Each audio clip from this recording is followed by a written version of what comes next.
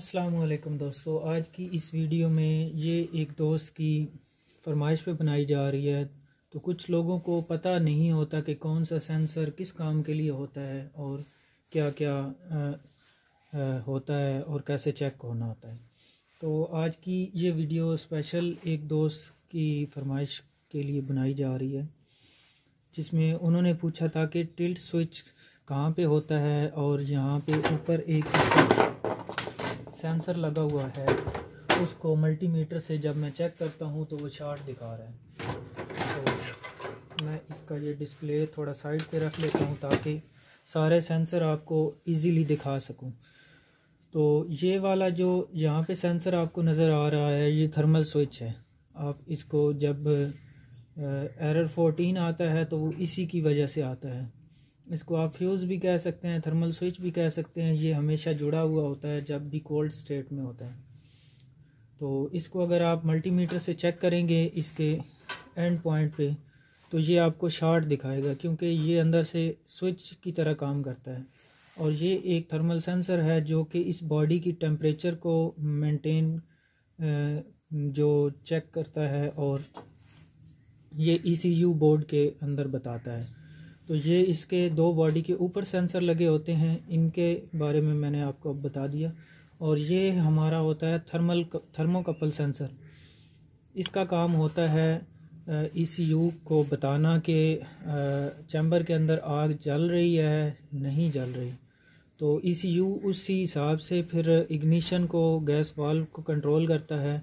जब हम main board से मेन हमारा जो कंट्रोल पैनल है उससे ऑन करते हैं तो वहाँ से सिग्नल आता है ECU तक, और ये हमारे गैस वाल्व को पहले खोलता है, फिर इग्निशन को ऑन करता है, और जब आग लगती है तो ये थर्मोकपल सेंसर जो है ये इस वायर के ज़रिए सिग्नल सेंड करता है हमारे ECU तक, और फिर इसको पता चलता है कि इसमें आग लग गई है तो वो इग्निशन बंद कर देता है, और ये जो हमारे कॉइल होते हैं इनको खुला रहने देता है, क्योंकि गैस पास होनी होती है।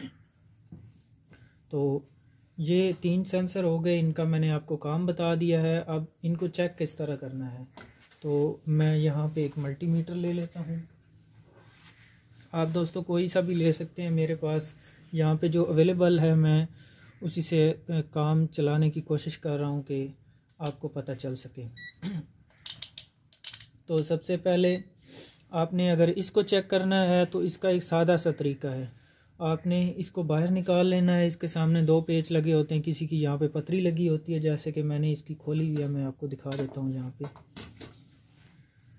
तो ये इसकी इस तरह से पतरी लगी होती है, इसका यहाँ पे एक ही पेच होता है। मैंने इसको खोला हुआ है, तो अगर आपको यहाँ पे सुराख बड़ा नज़र आ रहा है तो वो भी इतना सा ही होता है, जस्ट मैंने इसकी पतरी खोली हुई है।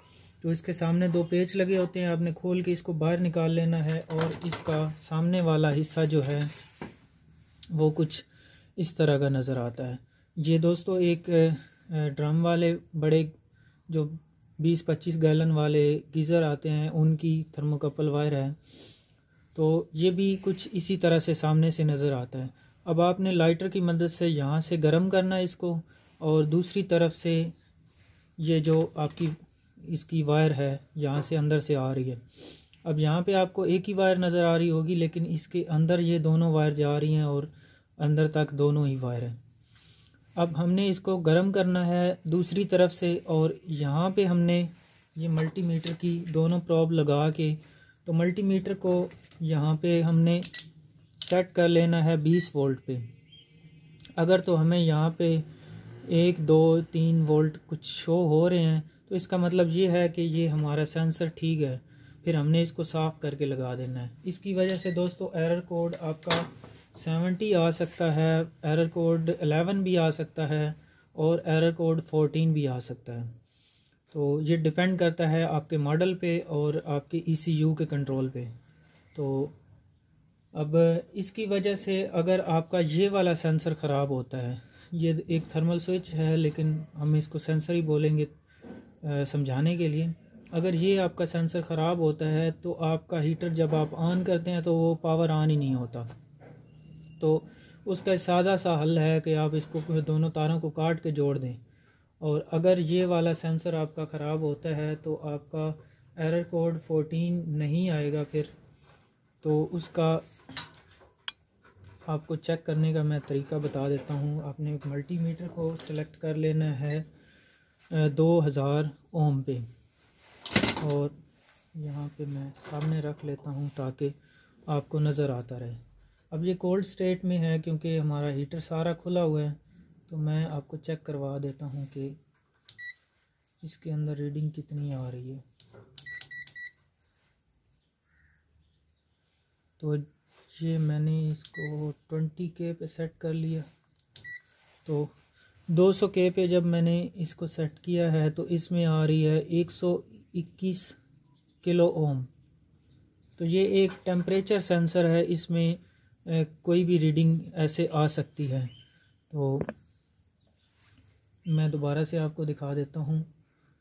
यहाँ पे इसके दोनों पॉइंट पे जब मैं लगाता हूँ 120.5 किलो ओम।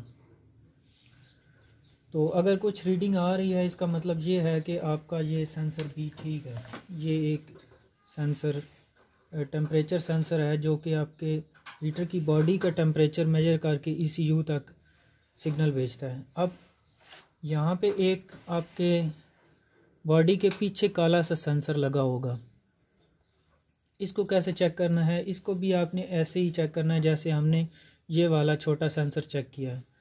तो अगर वहाँ पे उसके ऊपर भी कोई रीडिंग आ रही है इसका मतलब वो भी ठीक है।